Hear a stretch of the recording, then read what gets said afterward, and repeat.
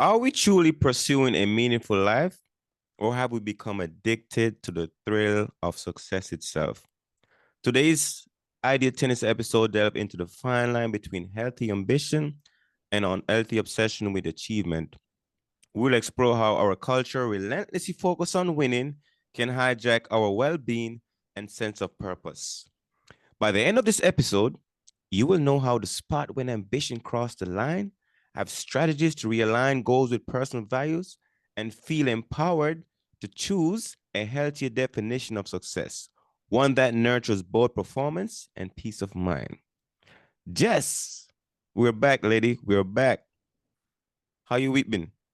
It's been a good week. Lots of lessons and blessings along the way. And this conversation is a great conversation for this still, I call it New Year because we're still in January. January. We gotta Yes, get to January 1st. yes, exactly. You know, the question about success and addiction to success, when was the last time that you chased a goal because it Mhm. aligned with your soul and not because it sounded or looked good or was impressive to others? A lot of people do things because of what they feel is going to be the perception and the positive reaction of others. Mm. But is that really what success is about? Is it truly doing something good for people, even for yourself, that aligns with your soul, that makes you feel like you're moving with purpose in the right direction? Or is it that you're more concerned with what other people are going to think about you if you do something and it turns out to be good? What do you Mm. think about that? So let me find a way to define those two keywords here: the success and the addiction piece. So when I think about success, I often think about progress, because when I'm thinking about my success, there's a thing in my mind like, what is the ideal progress or outcome I'm looking for?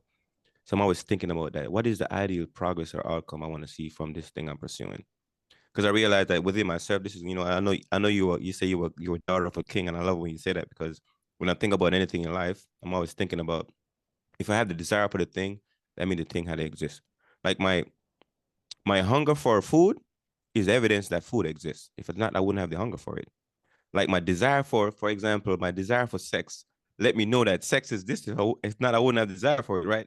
So then your desire for success is evidence that success exists, but then comes back to the word addiction now, and that comes back to compulsion. So are you like running on that kind of? We talked about automation before. Are you on some kind of automation for that thing that you don't realize that you're compulsively doing that thing?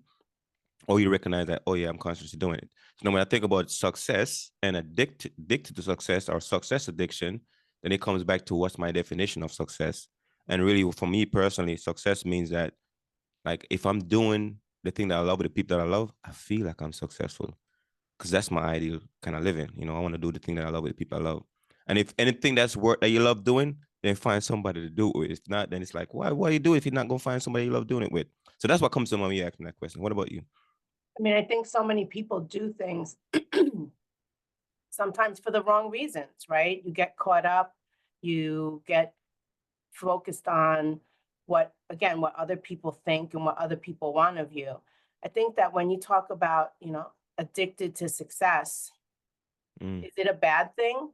I believe my life is a life of service and I am mm, addicted to helping other people succeed. I mm, want to live a life of purpose. I want to live a life of progress. I want to be able to evolve and grow through the work that I do with other people. Is it wrong to have or want a high standard of excellence in the work that you do? I don't mm, think so. I believe that excellence doesn't equal the best, right? And mm, your best is not the best. It can mm, be, but for most people, it's not. And so, excellence and working towards excellence requires progress and growth. It also requires that whole level up mindset. It requires, I want to be better and do better. I'm willing and wanting to hear how I can get to excellence in this pursuit of the work that I'm doing, the goal that I've set for myself, the success that I desire. And I think when you're able to really open that umbrella of your mind and realize that when people perceive your work as excellence, it sets the standard for your future and the future work that you do that you have not done yet. Because people, if I associate Asher with excellence, then I know everything Asher launches, comes out with, shares with the world is excellent. It doesn't mean that it's the best, but excellent is that you put in the time, the effort, that you dotted the I's, that you crossed the T's, that you did everything within your control to ensure that the end result was your best. And that is important when you're talking about wanting to be successful, wanting to set goals, wanting to do things that align with purpose, that align with your mission. Because when you set that excellence as your standard, in my opinion, that is success. Being able to be of service to others, to help them become successful, and to have a standard of excellence that people, and partly why, and I know I'm talking a little longer than normal on the second part, but why is because it creates influence, and influence is about respect and trust. I want people to respect and trust me and the work that I do. And if they see it as a standard of excellence, then I have influence in a good way over the outcome of other people's success. No, it's so important to be a key person of influence or impact. I'll look at it. But when he was talking, I think Warren Buffett has this one quote. He says, "I'd rather lose money than lose reputation," right? And I'm like, I am so like, no, listen, this is me personally. When I heard, I was like, this is me personally. I'd rather lose money than lose reputation, because when I think about it, like, I'd rather the cause fall back on me than on the person thinking, oh my God, I didn't deliver. Like let it be my financial loss versus my reputational loss, because it's harder to build a reputation. It's easy to make money. When I think about it, I'm like, yeah. So now it comes back to when you was talking about, like, yeah, I get it. I feel it. I know I know you know that quote too. So I think that when you have high standards, you surround yourself with other people that have high standards. And high standards and work ethic, I'm going to say this, it's not like the grind culture, because there needs to be some balance between work and self-care. I think that you can't be at your best if you're not taking care of yourself. I think that, the hustle harder mentality, I have coined the phrase hustle with heart, because hustle harder doesn't align with self-care. It doesn't align with progress and purpose. Hustle harder is the feeling that it's never enough. And I don't believe that when you're in pursuit of success, if you are working towards a goal, no, you shouldn't be satisfied with enough, but you are always more than enough. But keep going. That's the hustle with heart comes in. That's where the hustle with heart kind of comes to life, of realizing that when you hustle with good intentions, with a purpose, that the world, God, whoever, whatever you believe in, conspires for you, and things mysteriously start to fall into place.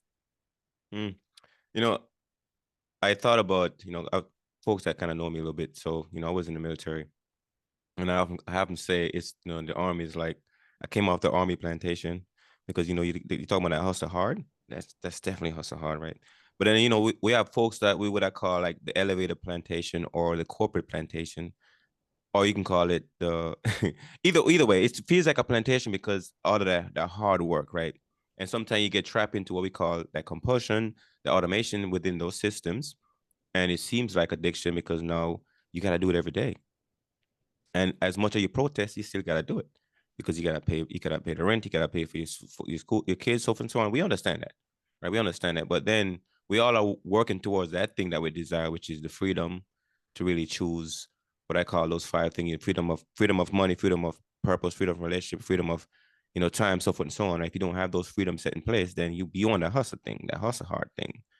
And when you come back to the opening question about success now, and that's the thing that we gotta really sit down and really think about. Like, what does success looks like for you? What are your success criteria for yourself? What are you measuring it with? And based on that, you can determine whether or not you're in love with the thing you're doing, or you're just doing out of the automation piece. Mm. I mean, I agree. There's a difference between healthy ambition and unhealthy obsession. Ooh. Healthy ambition, it's goal driven, it has a purpose, it's aligned with greater values, it's being of service to others, it's moving in alignment with what you feel is the purpose of your life. Does it mean that you don't work hard, that you don't dedicate a lot of time and effort and energy? It does require all of that. Unhealthy obsession with success becomes where you're driven by that external validation, that what other people think and say is more valuable than your ultimate purpose. It's when you start to neglect the things that are just as important in life, like family, like Mm. community, like, church, or whatever it is that brings you centered and feeling whole and joy. When you start to neglect those things because you're chasing success, Mm. what are you giving up to gain essentially accolade from the world versus what are you doing to create a difference in the world? And I think that the two the two cannot live in the same space. You cannot have healthy ambition and have an unhealthy obsession. You need to find balance. You need to be able to distinguish the two. And if you're falling within that line of unhealthy obsession, like, figure out how do I go from thinking, eating, breathing, not having any other life other than this goal or this success that I'm driven to finding that balance, to finding the healthy ambition. Listen, I've said it before, this phase in my life is all about Jess. And all about Jess is really helping others. It's where I'm going after my dreams unapologetically. I'm pushing myself to do things that I'm not comfortable with. I'm encouraging everyone else to do the same. I'm putting myself out there the way I never have before, but I have balance. I set time for prayer every day. I spend time with my family. I do the things that I love to do, like cook and connect with friends.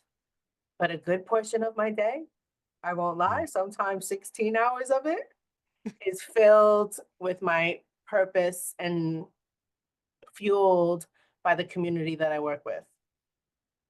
So what do you agree that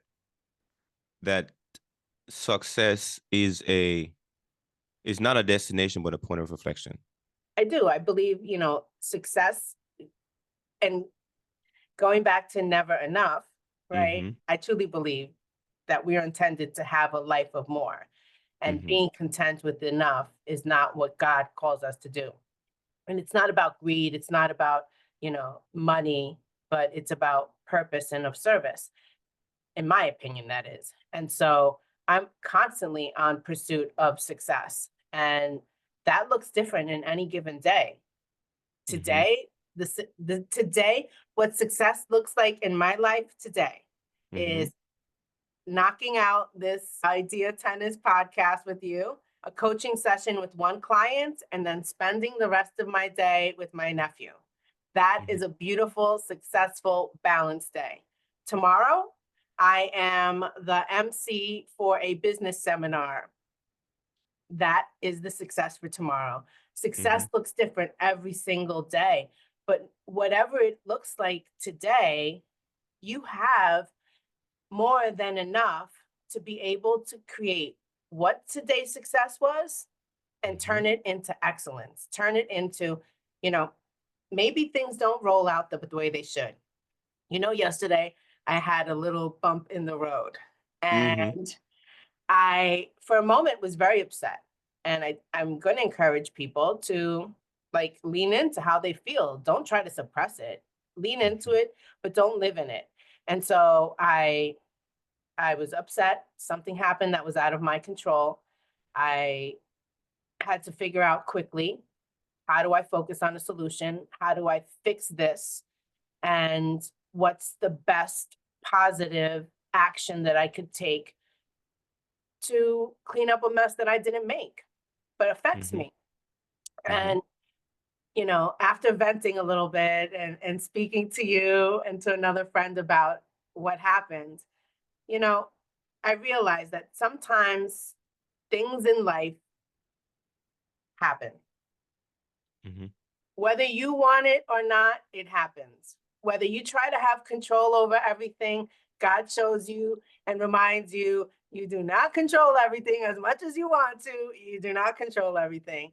So the only thing you can control is your response and how you react. And so after I was able to release the anger, I'm not going to lie, I'm not going to pretend. I was angry. I was pissed off. It affected me, my business, my brand. It wasn't the part of the excellence that I strive for in the work that I do. And I felt like it was a reflection of me. And I had to step back and have perspective and realize that things happen. Now focus on what you could fix and focus in on what's next. You cannot stay stuck in this moment of focusing in on the problem, because guess what? That is not going to fix the problem. It's going to enhance it even more. And so after a bit, I got a spa pedicure to relax. And I was like, all right, God, listen, I'm going to focus in on how this was an unexpected lesson for the day, but I'm going to turn it into a blessing. Sometimes something happened, and I'm not going to go into the details of it, but something happened that more people than I wanted were advised of something that I was working on. And so I was thinking from the perspective of like, oh my God, I didn't want all these people to know. It doesn't involve them. And then I thought about it, and I was like, you know what? Sometimes when you live small, the result you get will be small. Ooh. And if you realize There goes that the blessing. God wanted all those 2,000 plus people to know what I am doing, and that I am no longer living in a space of uncertainty or small, bring on the haters. Bring on the cheerleaders and the fans and the people that support me.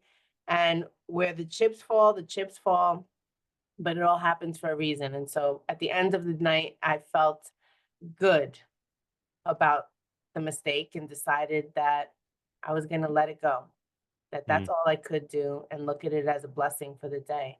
So success looks different for everybody in any given day. Sometimes success doesn't play out the way you have practiced for, right? I mean, championships, the champions that practice in their athletics, their sports, they practice to be the best. When they get on the court, guess what? Somebody's better than them. And they're not number one that day.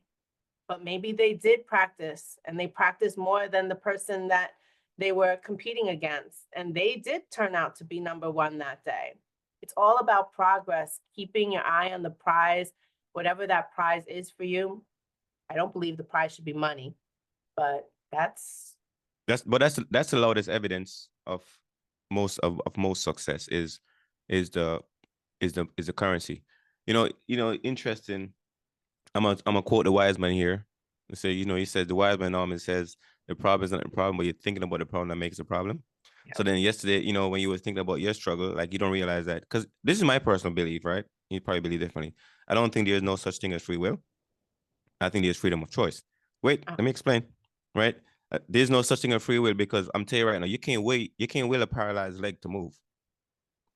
Right? So unless God grants you mobility in that leg, you can't choose to move it. So if the Almighty take away something from you and says you no longer have this option, that means you can't choose it. You can't will it. You can't will nothing into existence, because for you to will something into existence, it has to already have to be there, right? So then my personal belief is that there's a thing as freedom of choice, but not free will. right? Meaning that for something that, so for you to choose something, it already have to be existed. That means God created it already, and we just get to choose it.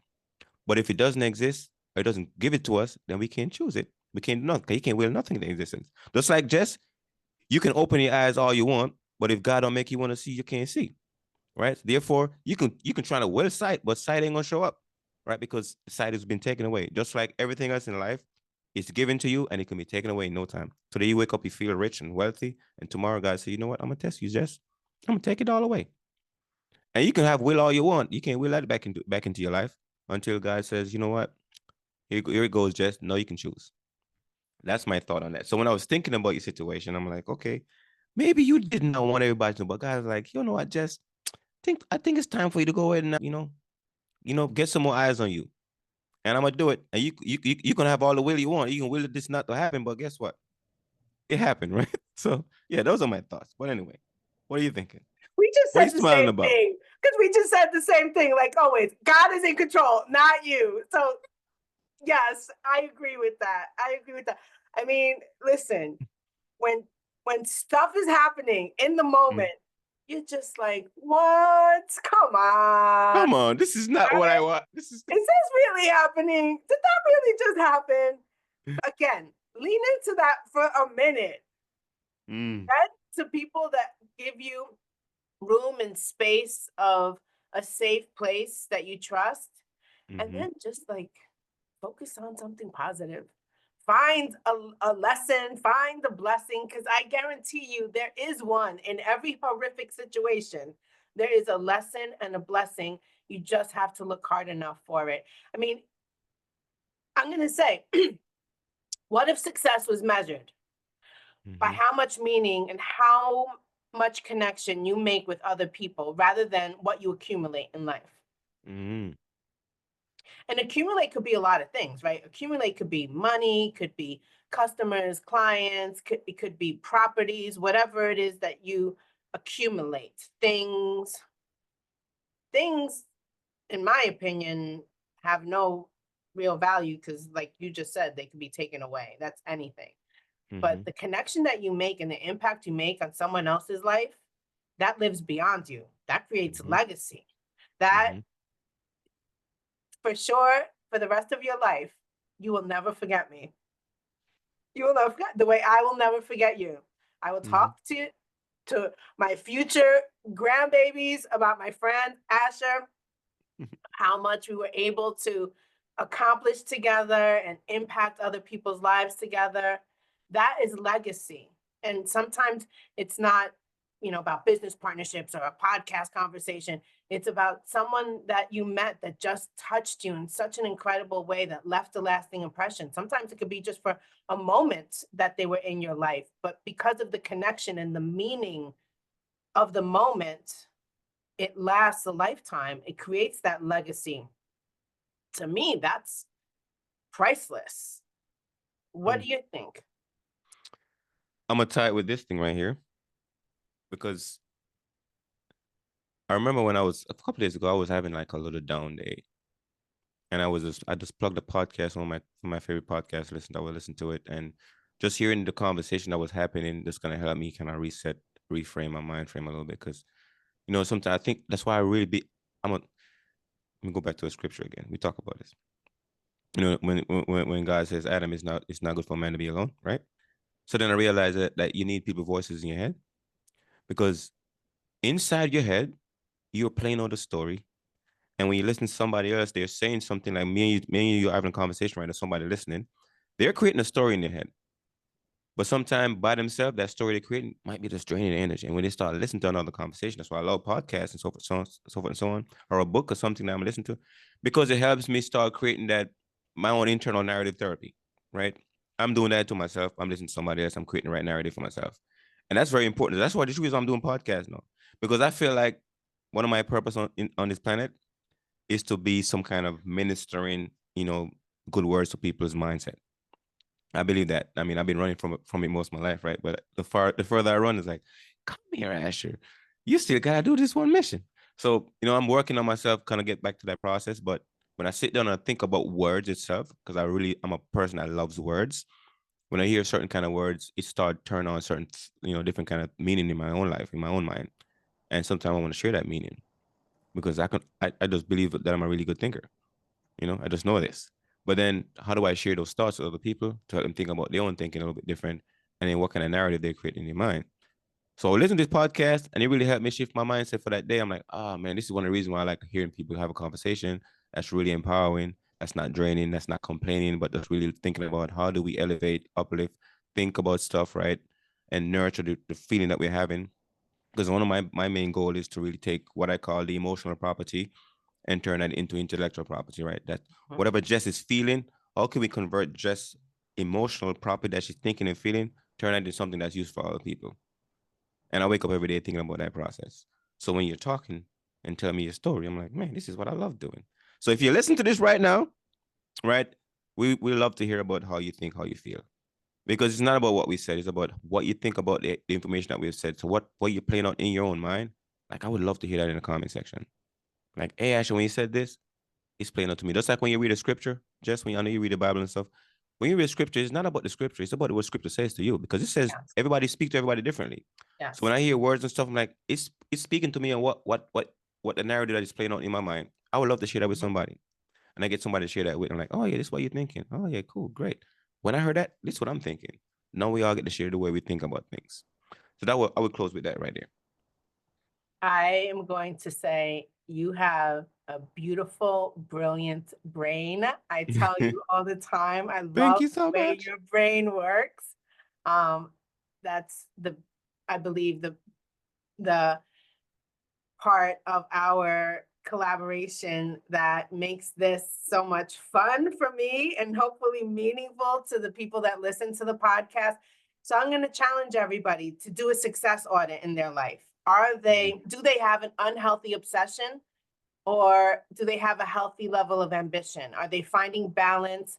Are they addicted in a good way to providing service and creating impact on others? How will you start living a life that feels good, but feels Mm, good on the inside and doesn't really take into account what other people's thoughts are, and not focusing in on what the perfection could look like on the outside? Life is about progress, not perfection. Your best doesn't have to be the best, but you should mhm, always be striving for excellence in everything that you do. mm. And it's key to recognize how you feel about yourself when you're by yourself, when you're with only you. Because, like Sadhguru said, if you're miserable in your own company, then obviously you're in bad company, right? So I wake up every day and I figure out how do I make sure that my energy is great, that what I'm putting out in the world is making an impact. Because we talk about success, and success often triggers the word status for some people. But status is important. I'm gonna tell you why. Because when I first moved to this country, Jess, I ain't got no status. That was the first thing I was looking for. How do I elevate myself in a status of influence? And from status, I was like, okay, I need to feel significant now. So how do I do something that's meaningful and impactful that is significant to other people? Serving the military, that was a major way of contributing of significance. But now my own personal journey right now, I want to have certain kind of status, but I want to be a person of significance. And that's my main goal, is be a person of significance now. So when I think about my own journey, it's all about that. So if you think about your life right now, you might need to get the status first, but know that the status is just a reflection point. It's not the destination. And then you can get a sense of significance. It's just a reflection point. It's not the destination, because like just always says, be better, do better, always want more.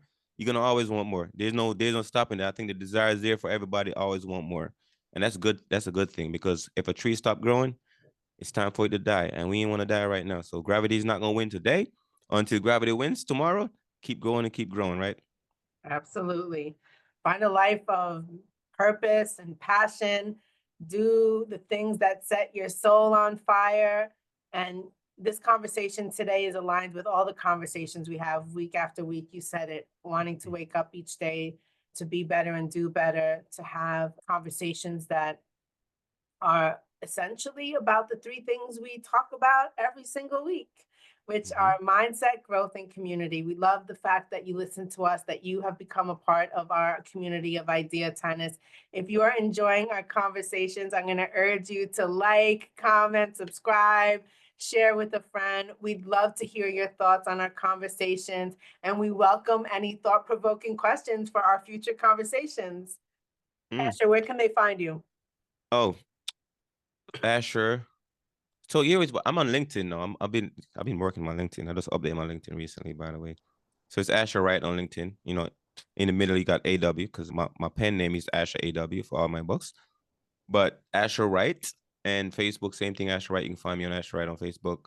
Instagram is asher.ra.sd on Instagram. I'm trying to build that up too. That's what my major platform right now that I'm on, really. You can get me on. I will always respond back to Facebook and Instagram mostly. I'm working on LinkedIn right now. So a lot of people hit me up on LinkedIn. I kind of ignore them, you know. But I gotta get better at that too a little bit for LinkedIn. And that's where you can find me. But my website is lifechangingwisdom.com. That's the main spot right now. All right. Well, they could find me on Instagram at Success is Your Reward with Jess. And you could find me on Facebook by my name, Jessica Velez-Benito. Next week, I will be sharing my website launch with you guys on where you could find the coaching program that officially launches in February and all of the good things I've been working on silently that now over 2,000 people have become aware of. But I'm going to urge you, go out, be better, do better, and surround yourself with a community of people that just want to see you always be your best. Have a great week, guys. What are your closing words? Yeah, definitely. My community is on its way. It's been in the works. The Memories to Millions community for the folks, just for admin purposes, for the folks listening. Definitely that's coming. That's building its way to the top of the line. Launching probably after Jess launched hers, right? But launching that community, building it up. And the goal of that community is really serve immigrants and veterans and entrepreneurs that want to like turn their emotional property into intellectual property, right? Turn your life story, your life experiences into something useful to other people and get to own that as yours, because you and I are here to make a living from the life we have lived. Like I'm 44, almost 45 years old. Like I've lived an experience that I can turn into something useful for other people. Everybody's the same way. We got to go back, sit back and think about it. Like, okay, how can I make a living from the life I've lived so far? My memories, they're useful to somebody, and somebody would pay for them. You just gotta find a way to package them. And I want to help you with that as well. So that's all I have to say. Just over to you, my friend. All right, guys. Well, I pray that you have a positive, productive week and that you do that success audit. Figure out if you are living a life that feels good on the inside versus looks good to others on the outside. With that said, have a great week. God bless. Make it an awesome week. We don't have. We make. Have is conditional. Week. Say again. An utterly fantastic week. Isn't that what you're making an utterly fantastic week. Yeah, we don't have things here. It's too conditional for have. We're going to make it. We're going to make it happen. Yeah. Make it happen. All right.